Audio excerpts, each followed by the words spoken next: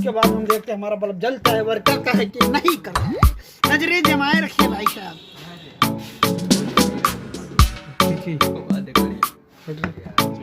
यहाँ लगेगा, ये अर्थ का है, ये ब्लैक वाला, और हमारे ये हम आपको दिखा दें। 1 वर्क नहीं कर रहा था।